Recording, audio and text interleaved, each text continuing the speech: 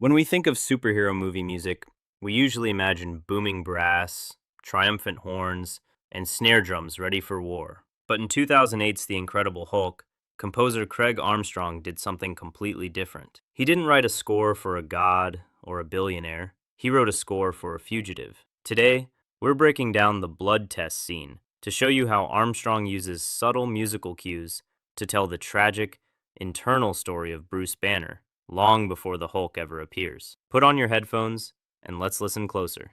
Right from the start of this scene, notice the restraint in the music. We aren't hearing an orchestra roaring. Instead, we get a brooding, isolated musical idea. Armstrong strips away the loud, bombastic sound we usually expect from superhero films and focuses entirely on Bruce's emotional state. As Bruce contacts his mysterious ally, Mr. Blue, a subtle synthetic pulse begins to build underneath everything. Think of it as the heartbeat of the scene.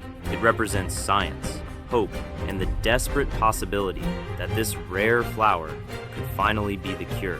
But notice how careful the music is. It never becomes confident. It refuses to promise victory because Bruce himself doesn't believe he's safe from failure. Then we arrive at the emotional centerpiece of the scene. Bruce examines his blood and watches the battle happening inside his own body. This is where Armstrong's writing becomes incredibly clever. The score mirrors the conflict at a microscopic level. For a brief moment, the antidote seems to be working, and the higher strings gently rise with a fragile sense of optimism. It's beautiful because it almost convinces us that Bruce has finally won. But that hope doesn't last. The gamma mutation fights back, and the music changes with it. Armstrong introduces the film's central Hulk motif. Instead of sounding heroic, it's built around a heavy, primal bass note that pulls everything downward. The ticking sense of possibility is gone. All that's left is a lonely string arrangement filled with quiet sadness. Armstrong intentionally echoes the emotional spirit of the famous Lonely Man theme from the classic Hulk television series. Whether you recognize that reference or not, the feeling is unmistakable. This isn't music about a superhero.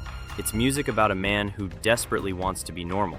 As Bruce accepts the failure of the experiment and prepares to send his blood away for further testing, the score transforms from suspense into resignation. There's no dramatic explosion, no heroic comeback, just the weight of a man forced to keep living with something he cannot escape.